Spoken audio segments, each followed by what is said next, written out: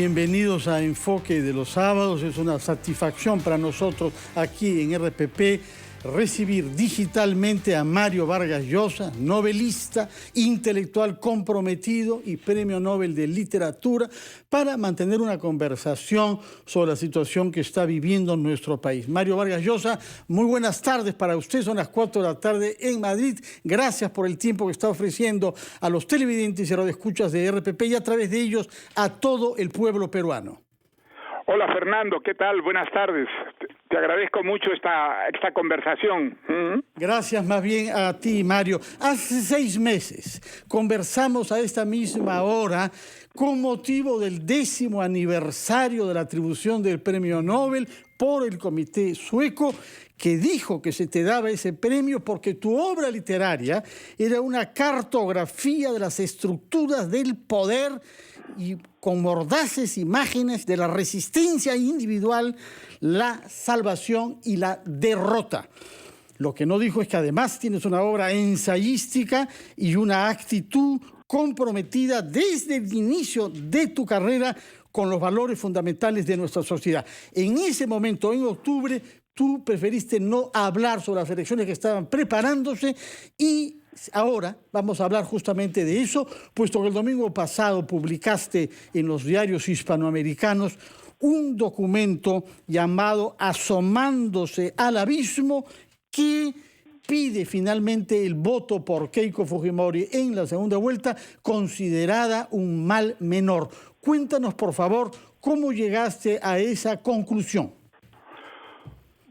Bueno, Fernando, llegué a esa conclusión ante los resultados de la primera vuelta electoral. Había leído los programas tanto a través del propio Castillo, o el que es realmente el ideólogo de la candidatura, que es Vladimir Cerrón, y me quedé pues muy alarmado con las ideas que tienen ambos para reformar el Perú. Tuve la impresión horrible verdaderamente de que el Perú retrocedía, que iba a identificarse con Venezuela, o con Cuba, o con Nicaragua, y que iba a ser una verdadera catástrofe esa elección de los peruanos. Entonces, como la única alternativa era Keiko Fujimori, ¿no? Realmente en la segunda vuelta los que están allí son pues él, Castillo y Keiko Fujimori. Con mucha sorpresa de mi parte, pues me incliné hacia Keiko Fujimori, que me parece que es la que representa la posibilidad de continuar con el sistema democrático que tenemos instalado en el Perú, y de que el país no se vaya a la catástrofe de la que es el mejor ejemplo, pues Venezuela, un país riquísimo que hoy día ha expulsado prácticamente a 5,5 millones de personas que no querían quedarse en ese país porque se morían de hambre y de falta de trabajo y bueno, de todo lo que sabemos. Entonces, de una manera desconcertante para mí mismo, pedí el voto de los peruanos para Keiko Fujimori y espero que ese voto la acompañe y le dé la victoria, porque creo que en el caso en el que Castillo ganara la segunda vuelta, pues sería una verdadera catástrofe para el Perú en función de lo que son sus programas de gobierno y sus ideas al respecto, ¿no? De acuerdo. Sin embargo, ese voto por lo que llamaste el mal menor, Keiko Fujimori, según tú, debe hacerse sobre la base de ciertas condiciones, de ciertos requerimientos planteados a la candidata Fujimori. Así es, Fernando, exactamente. Sí. Yo fijé en el artículo muy claramente, y tengo que decir que, bueno, ella me llamó inmediatamente después, y se comprometió a respetar estos valores que son los que garantizan la existencia de una democracia en el Perú. Creo que, digamos, este compromiso es algo muy importante y que debería orientar el voto de esa cantidad de peruanos que está todavía incierto, indeciso respecto a la manera como votarán en esta segunda vuelta. Yo creo que es muy importante realmente que el Perú no caiga en la catástrofe que es Venezuela, en la catástrofe que es Nicaragua o en la catástrofe que es Cuba. La verdad que muchos peruanos pues creo que han votado por el disgusto que les producía la corrupción que ha caracterizado la vida política en el Perú en estos últimos años, el descontento con los presidentes que elegimos, eso lo entiendo muy bien, pero la verdad que en el caso del Perú creo que sería verdaderamente trágico que esta explosión de indignación popular nos retroceda a la condición de Venezuela o de Cuba o de Nicaragua, países que realmente han llegado a una situación verdaderamente crítica por aplicar las ideas que son desgraciadamente las ideas de Castillo y las ideas de Vladimir Cerrón, ¿no? Claro que sí. Ahora, en todo caso, por lo que nos dices, en esa conversación telefónica que mantuviste con Keiko Fujimori después de publicado tu artículo el domingo pasado, ella se comprometió a aceptar las condiciones que tú escribiste. Se comprometió y dijo que no se quedaría en Palacio de Gobierno ni un solo día más de los 5 años que prescribe la Constitución peruana. Al mismo tiempo, pues fue muy clara, de una manera muy contundente, como me dijo, bueno, todos esos principios que usted señala en su artículo, para mí valen, son también respetables, y me comprometo con ellos. De tal manera que hay un compromiso formal, ¿no es cierto?, de la señora Keiko Fujimori de respetar los plazos constitucionales y al mismo tiempo respetar al Poder Judicial, que, bueno, ha tenido una actitud muy gallarda en estos años, en el caso del Perú, de no indultar a Vladimiro Montesinos, que es una de las personas que ha representado quizá peor la dictadura bueno, que ya sabemos lo que significó para esos años en el Perú, y entonces creo que es muy importante que este compromiso que sitúa, yo creo, a Keiko Fujimori dentro de una corriente democrática que, por desgracia, en el caso de Castillo y de Cerrón, pues se violentaría de una manera muy específica, muy concreta. Desgraciadamente, yo creo que yo tengo la impresión de que Castillo es una persona bien intencionada, pero que está profundamente equivocado sobre cuestiones sustanciales, como por ejemplo las inversiones extranjeras. El Perú necesita de inversiones extranjeras. El Perú tiene recursos, pero no tiene cómo poner en valor esos recursos. Para eso necesitamos inversiones extranjeras, y las inversiones extranjeras deben ser bienvenidas al Perú. Hay que firmar contratos, por supuesto, en los que vamos a defender los derechos del Perú y de los peruanos, pero no hay que considerar que las inversiones extranjeras son el enemigo. Es el caso de los empresarios. Los empresarios no son enemigos del Perú. Los empresarios trabajan muchísimo y ojalá crearan tanto trabajo los empresarios como el Perú necesita. Entonces, creo que son ideas profundamente equivocadas sobre la realidad peruana, sobre la economía peruana, y que deben ser corregidas radicalmente. En el caso de Castillo, cuyas intenciones yo reconozco seguramente son buenas, pero claramente sus ideas están profundamente equivocadas y podría llevarnos de una manera ingenua a una verdadera catástrofe económica. De acuerdo. Respecto de este compromiso formal que tú dices que ha adquirido Keiko Fujimori, que lo he expresado en la conversación telefónica contigo, quisiera saber si explícitamente se pronunció también sobre la libertad de prensa, porque acá sí, absolutamente. En el caso de la libertad de expresión, que yo creo que es absolutamente fundamental, porque de eso depende la democracia, que se puedan expresar todas las opiniones, incluso las más críticas, de una manera clara, categórica. Sobre eso ella fue muy clara: se respetará la libertad de expresión, la libertad de prensa.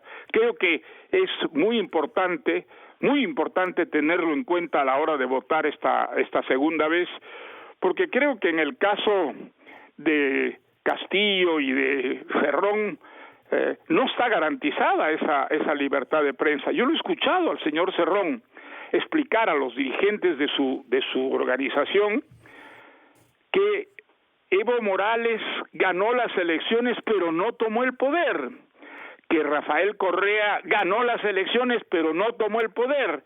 ¿Qué significa esto? ¿Qué significa esto? ¿Que hay que tomar el poder realmente, además de ganar las elecciones, para quedarse en el poder? ¿Es eso lo que quiso decir? La verdad que la conclusión fue bastante confusa. Sin duda. Pero digamos, pero todo está clarísimo en el plan de gobierno. Las elecciones se corren para ganar las elecciones. Así es. El poder, pues, es algo muy difuminado, ¿no es cierto? Y entonces la existencia de la democracia depende de esas elecciones y depende de que se respete el periodo que fijan esas elecciones. Absolutamente. Más allá no puede ir un candidato sin violar las leyes y la Constitución que regulan el funcionamiento de la democracia, ¿no?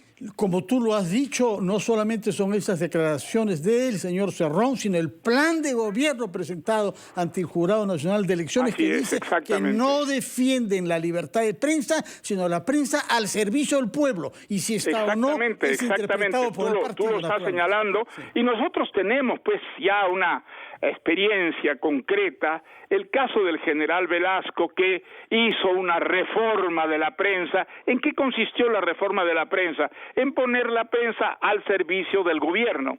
Y simplemente la oposición no podía manifestarse, no podía expresarse, porque las revistas que mantenían una cierta independencia eran castigadas, eran cerradas. Entonces nosotros en eso somos muy experimentados. Hemos vivido, desgraciadamente, una dictadura que clausuró la prensa libre en el Perú y solo permitió la prensa más servil y adulona, ¿no? Para terminar con los compromisos y las condiciones planteadas a Keiko Fujimori, quisiera saber si ustedes conversaron o si forma parte de esa demanda el no indulto a Alberto Fujimori, porque tu texto yo no lo mencioné en mi artículo, porque entiendo que ella ha adquirido un compromiso con su padre, y entonces me pareció que al obligarla a desdecirse era un camino muy peligroso. Ella pues se ha comprometido con su padre a indultarlo. Hay una relación ahí familiar que es perfectamente comprensible, y aunque yo no estoy de acuerdo con ese indulto, yo no quise tocar el tema precisamente porque me pareció que eso hubiera llevado a Keiko Fujimori a un desdimiento de lo que se había comprometido. Entonces, no, me pareció que era, en primer lugar, inútil, y por eso mencioné muy específicamente a Vladimiro Montesinos, que es, como es sabido por todos los peruanos, pues el gran responsable de la corrupción y de las violencias que se cometieron durante la dictadura, ¿no? De acuerdo. Ahora bien, en la crítica que tú haces contra el programa de Perú Libre y de Pedro Castillo, hay el aspecto democracia, que lo has subrayado, hay el aspecto visión económica, que lo has subrayado, pero hay un tercer aspecto con el que dices tú discrepar radicalmente y desde larga data,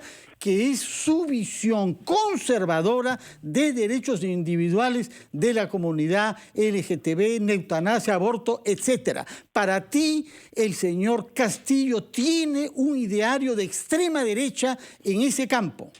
Efectivamente es muy curioso porque es completamente contradictorio. Entiendo que él es un evangelista y seguramente por una cuestión religiosa pues está contra el aborto, está a favor de, digamos, el matrimonio entre las parejas disociadas, se opone al matrimonio de los gays.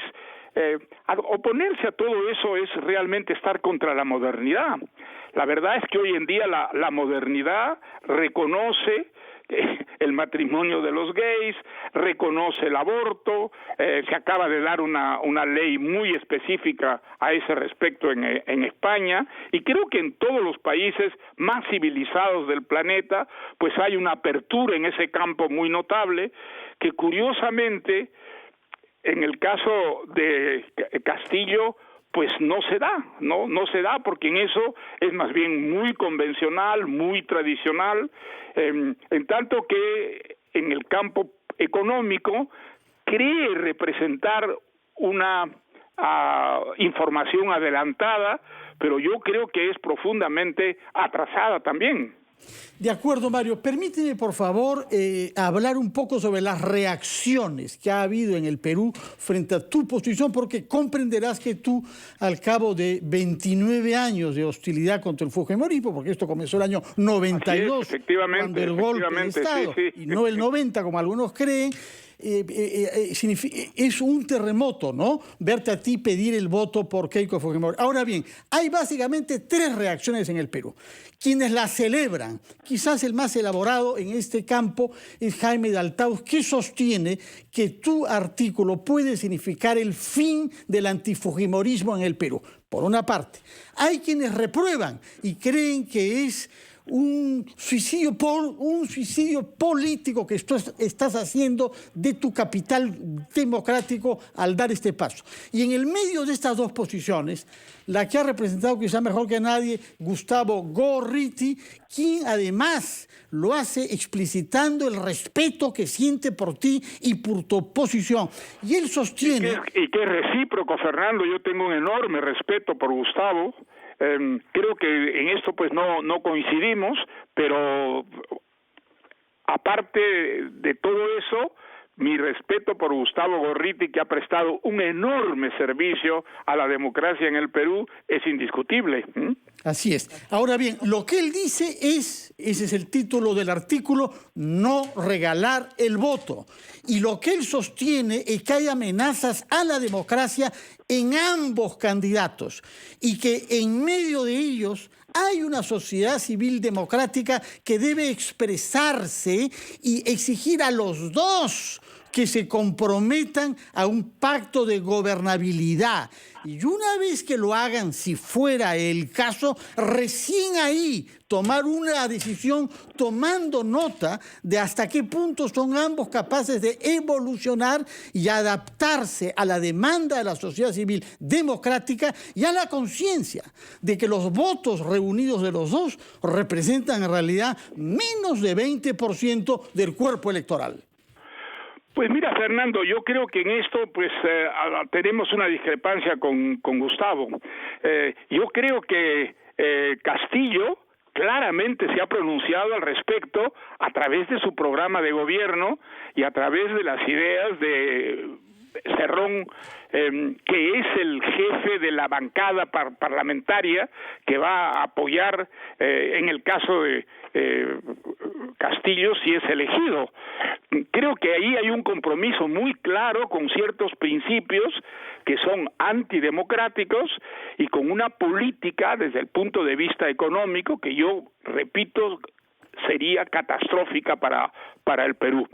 Creo que hay un pronunciamiento muy claro, no se puede pedirle a Castillo que retroceda hacia posiciones democráticas luego de manifestarse de una manera tan categórica a favor de un modelo de sociedad que no tiene nada que ver con la democracia y que está muchísimo más cerca pues de Venezuela o de Cuba o de Nicaragua que de la democracia tal como nosotros la hemos practicado y la hemos vivido en estos últimos años sobre todo. Creo que ahí hay un pronunciamiento muy claro de mi parte, que es en favor de la democracia y en contra de un sistema que es claramente totalitario y que es un sistema en el que se va a asfixiar a toda forma de crítica, de resistencia a las medidas políticas y económicas que el gobierno tomaría. De acuerdo, pero creo que sí. No, perdón, adelante, sí. Mario, adelante. Sí, mira, yo creo que al respecto es muy claro. El caso de Castillo, pues es muy claro. Su programa de gobierno está allí, se ha manifestado, ha hecho algunos ajustes, pero todo está dentro de lo que es una característica típicamente de un gobierno totalitario, de un gobierno no democrático.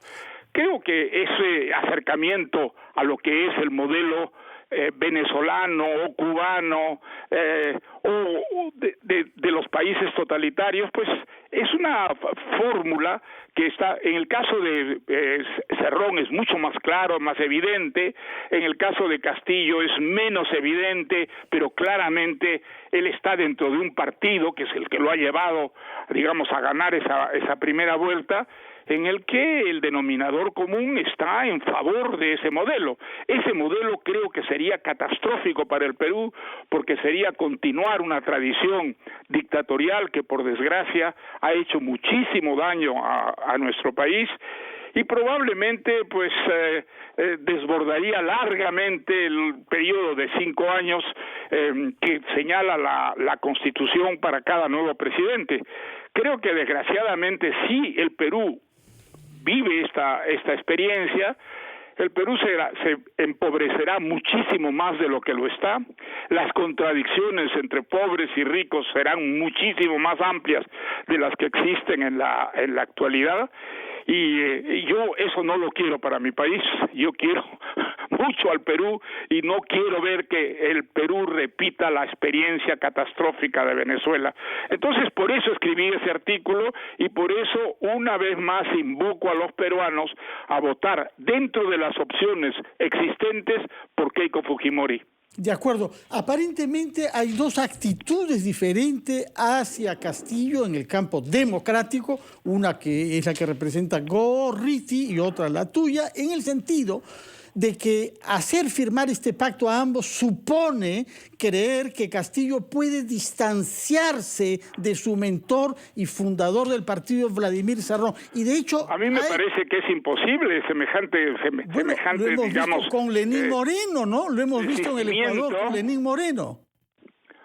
Bueno, yo no me parece posible, él ha sido elegido por Cerrón y por su partido para aplicar determinadas ideas, y esas ideas pues están allí, están claramente sobre el papel, las hemos escuchado además defendidas por Cerrón directamente. Yo he escuchado un video de Cerrón. Y su plan de gobierno no deja dudas sobre una concepción leninista y castrista de la sociedad, él se declara marxista, leninista, mariateguista.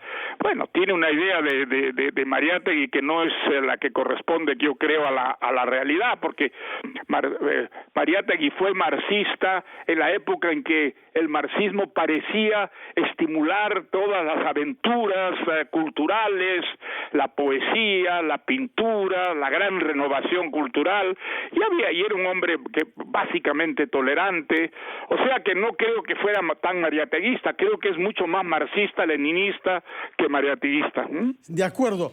Por otra parte, Mario, hay un tema de fondo sobre el que tú te has pronunciado también, que es preguntarnos por qué hemos llegado a esta situación. Es decir, y quiero que lo contestes después de la pausa, ¿por qué no ha sido posible en el Perú gestar una corriente liberal profundamente liberal, capaz de proponer un capitalismo popular que nos liberara de hallarnos ahora en esta situación. ¿Qué ha pasado con el Perú? ¿Y cómo ves tú el contexto internacional? Porque polarizaciones de ese tipo hemos visto en Estados Unidos, estamos viendo en algún sentido en España también y en otros países de la región. Quisiera que nos contestes tu opinión. ¿Por qué es que no ha sido posible en el Perú gestar una corriente que pudiese aparecer como una corriente de centro? Nos lo contestas, por favor, Mario, después de una breve pausa.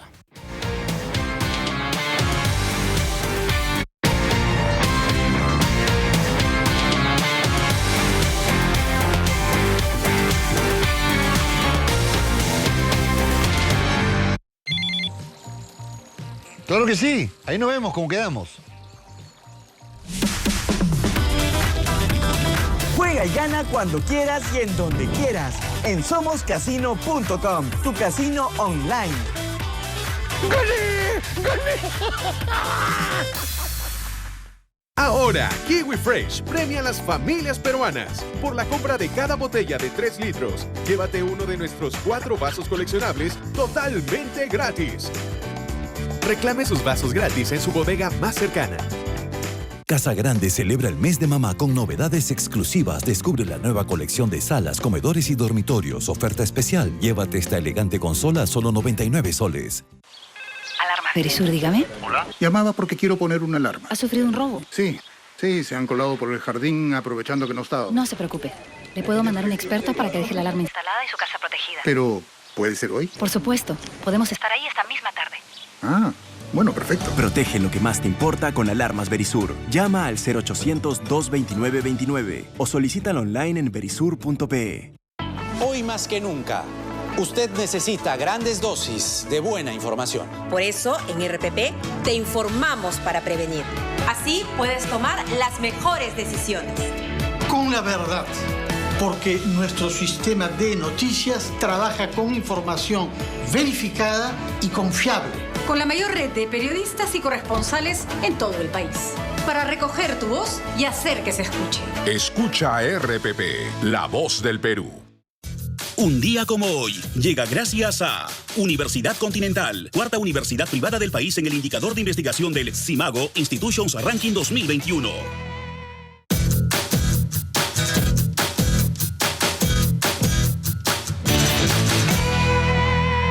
Un día como hoy, 24 de abril, en 1834, cerca de Jauja, se produce el llamado Abrazo de Maquinguayo, que termina con la primera guerra civil de la historia republicana peruana. El conflicto enfrentaría a las tropas del general Pedro Pablo Bermúdez y las del presidente Luis José de Orbegoso.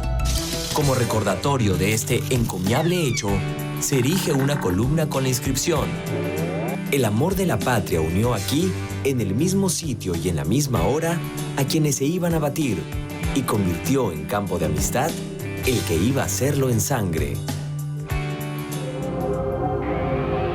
46 años después, un día como hoy, en 1880, fallece el teniente coronel Pedro Ruiz Gallo. Nacido en Chiclayo, se forma como militar en Lima y participa en el combate del 2 de mayo. Su vida está llena de logros. Diseña y construye el Gran Reloj de Lima y crea una vacuna para la viruela que salva a miles. Luego, se dedica a la fabricación de torpedos para atacar a las escuadras chilenas y fallece probándolos debido a una explosión.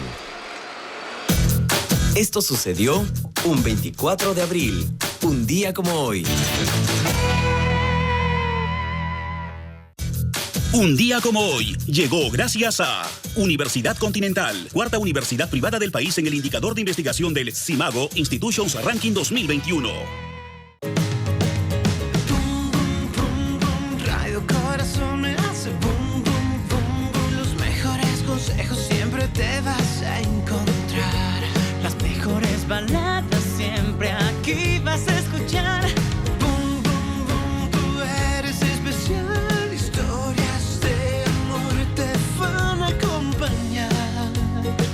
Buena música y luz, porque Radio Corazón es única como tú.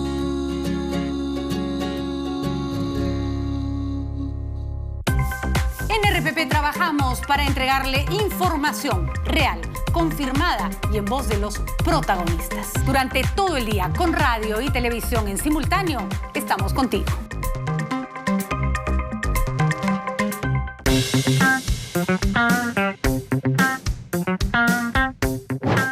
Hola, hoy quiero hablarte sobre cómo puedes negociar tu deuda con otra institución financiera. Lo más importante que sepan es que cuando ustedes vayan a realizar ese trámite, tienen que tener dos cosas bien presentes. Al vender una deuda, deben de conseguir una mejor tasa de interés, con lo cual el monto total será menor a pagar. Y la otra es que puedan tener una cuota que sea más conveniente en estos momentos al presupuesto que ustedes pueden tener. Por lo cual, seamos atentos a las tasas de interés que nos van a ofrecer y cómo nosotros podemos aprovecharlas a nuestro favor.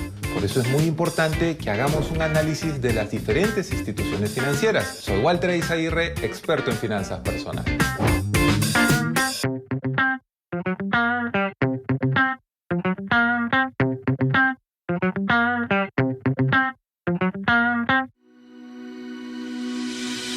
Tu salud es una prioridad para RPP. Por eso, acompañamos tus tardes con información basada en ciencia y evidencia que es vital para ti. Sintoniza Espacio Vital de lunes a viernes a las 3 de la tarde con el doctor Elmer Huerta por RPP, La Voz del Perú.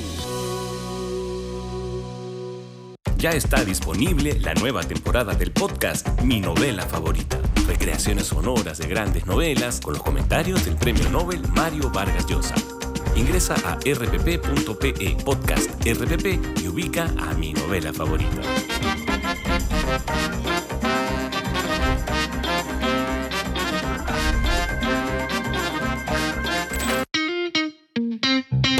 Al final del día, todos los peruanos queremos saber qué pasó en el país y el mundo. Nosotros te lo contamos con informes, enlaces y entrevistas en vivo.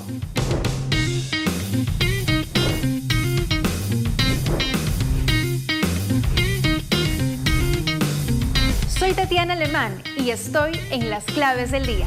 De lunes a viernes, de 8 a 9 de la noche, solo por RPP, La Voz del Perú.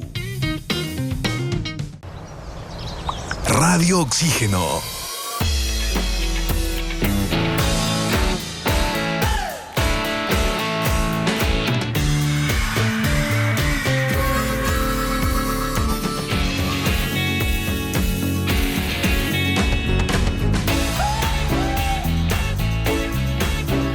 Vemos el mundo diferente porque respiramos buena música. Radio Oxígeno en Lima 102.1.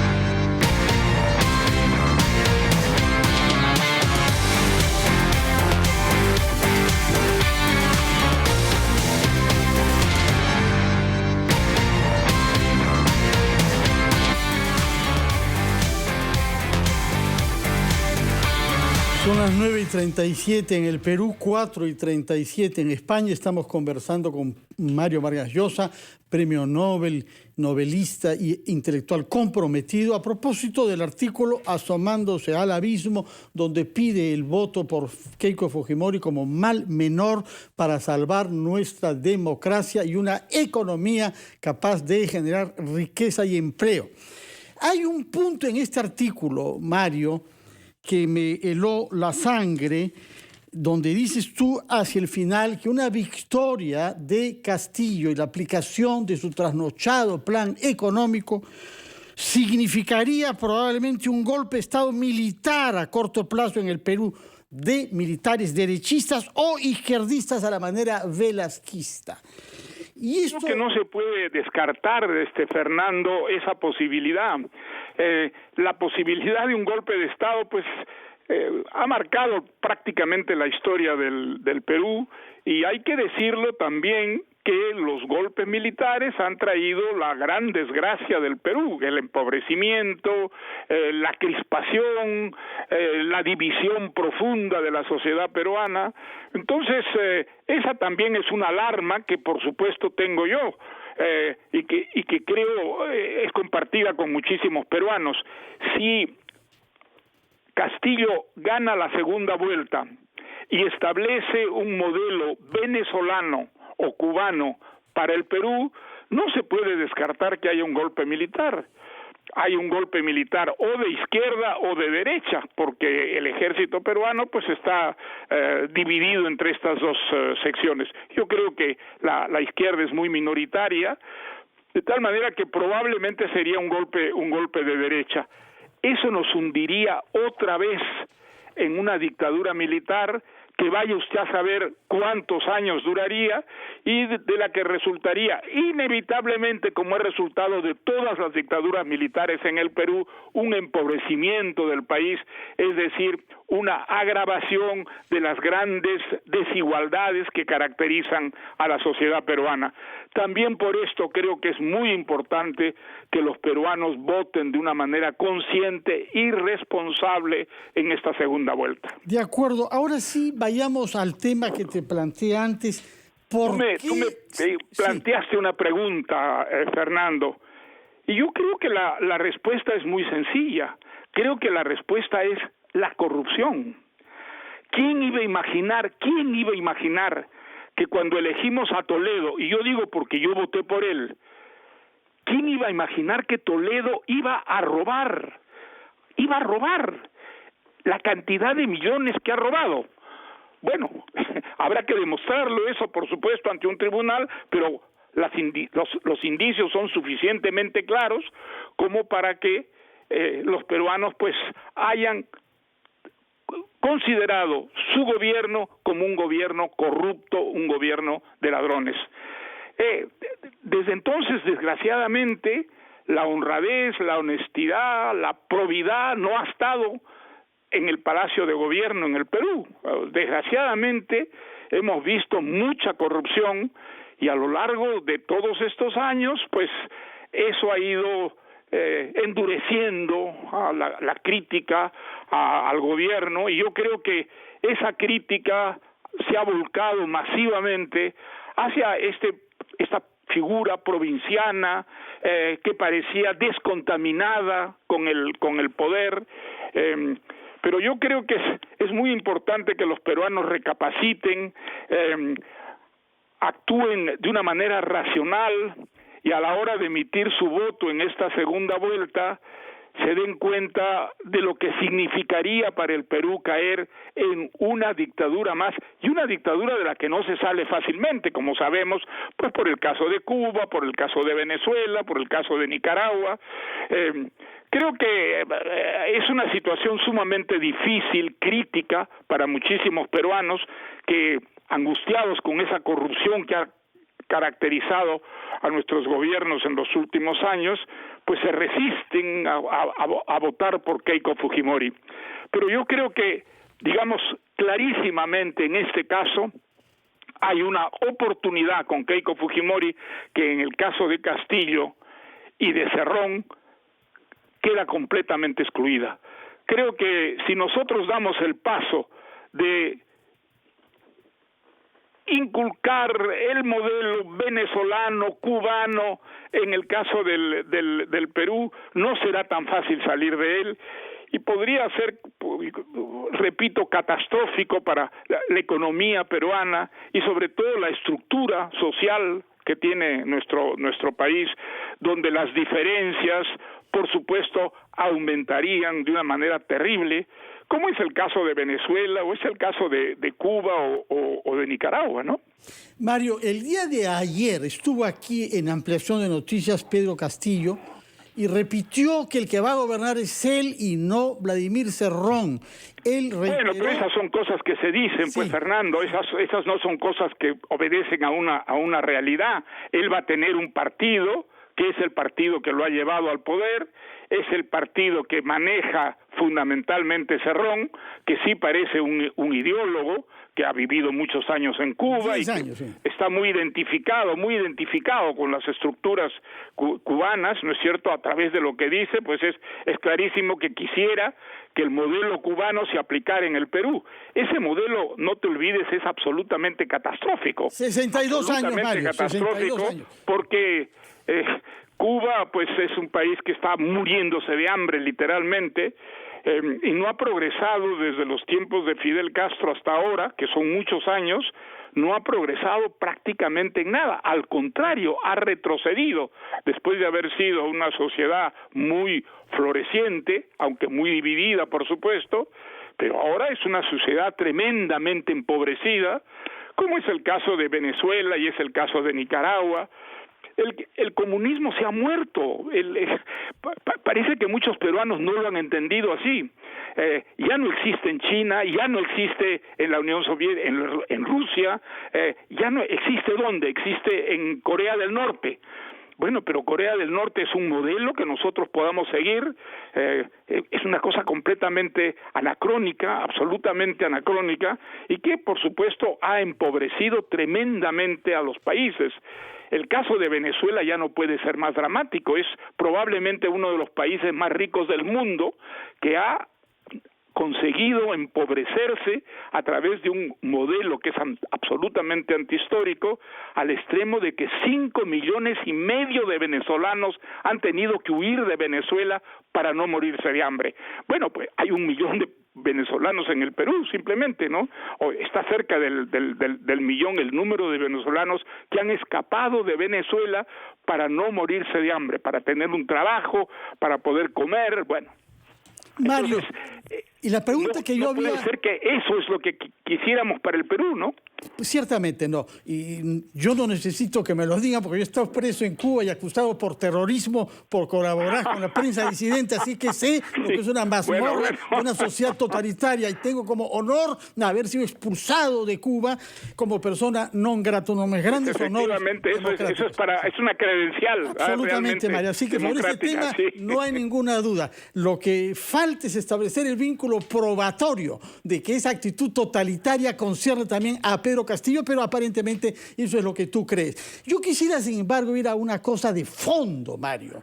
Tú diste un paso mayor para un intelectual latinoamericano y diría mundial, el de meterte a la política totalmente y ser candidato presidencial cuando el terrorismo era una amenaza diaria y cuando el Perú se hallaba en una situación extrema. Efectivamente, y sin embargo... Esa fue una campaña muy difícil porque, digamos, estaban muriendo muchos peruanos por obra del terrorismo, de tal manera que fue muy difícil encarar una campaña política en esas condiciones.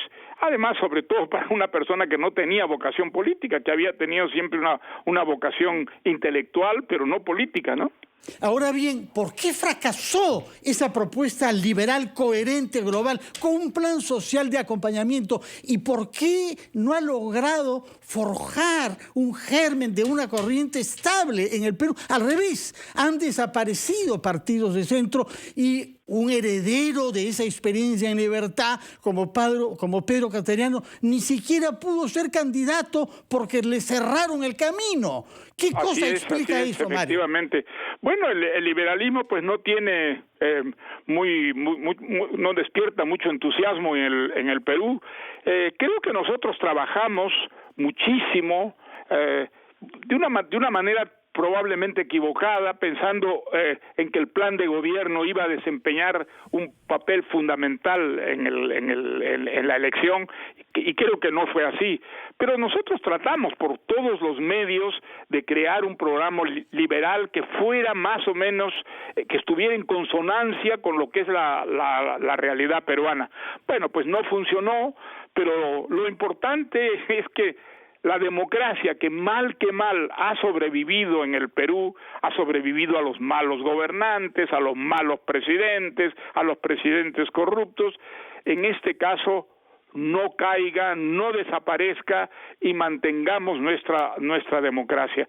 Creo que el voto por Keiko Fujimori es lo que garantiza mejor la supervivencia de esta democracia, Fernando. Mario, en tu libro La llamada de la tribu, que es un estudio sobre grandes pensadores liberales, al mismo tiempo dice que es una autobiografía política del camino que te llevó desde el socialismo y el comunismo y el procastrismo hacia el liberalismo. Y tú reservas ahí críticas muy severas hacia la manipulación del liberalismo bajo formas mercantilistas para ocultar intereses económicos privados. Y tú denuncias la defensa disfrazada de privilegios de élites. Esa crítica es necesaria hacerla en el Perú. Pues yo creo que son críticas que son indispensables. El liberalismo está hecho por seres humanos y los seres humanos son corruptibles, y entonces es muy importante que en el liberalismo se mantengan las buenas ideas y las malas ideas, que son aquellas que permiten la corrupción, pues sean excluidas. Desde luego, creo que no existe ninguna doctrina o ideología que sea absolutamente pura. Eso no es verdad, eso no existe ninguna. Entonces, todas de ellas, eso lo decía siempre Adam Smith, al que se considera el padre del liberalismo. Él decía siempre: las ideas deben adaptarse a la realidad. Es muy importante que la realidad admita reformas dentro de las ideas que son las ideas liberales. Él no utiliza el término liberal, pero bueno, es considerado el padre del liberalismo. Y es una persona que fue extraordinariamente flexible en la aplicación de las ideas a la realidad política, a la realidad histórica. Y creo que en el caso del Perú es evidente que no se pueden aplicar las ideas liberales de la misma manera que se aplican en Inglaterra o en Estados Unidos.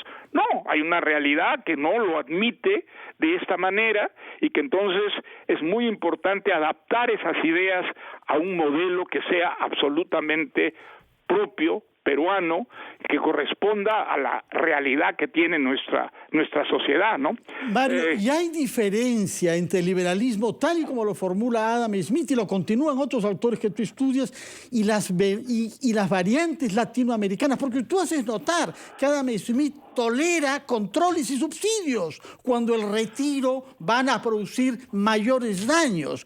Y esa actitud ha sido desconocida por muchos liberales de las últimas décadas, desde que se implantó en Chile bajo los Chicago Boys. Bueno, digamos, creo que en el caso de Chile no hubo un fracaso desde el punto de vista económico. Por el contrario, yo creo que desde Chile, al contrario, la política liberal económica chilena le trajo enormes beneficios a Chile. Algo debe haber fallado de todas maneras en Chile para que hubiera esa explosión de violencia que nosotros hemos vivido pues hace un par de años. Hay ahí algo que no falló, algo que falló, así, pero desde el punto de vista estrictamente económico, el desarrollo de Chile ha sido tanto que muchos consideran que Chile está mucho más cerca ya del primer mundo que del tercer mundo del que ha salido, ¿no? Creo que en el caso de Chile, pues hay un elemento que ya no es económico, que es social, que es político, que ha provocado un descontento en un sector muy amplio, un sector que se ha beneficiado con la buena política liberal chilena, que de todas maneras es indispensable tener en cuenta, ¿no?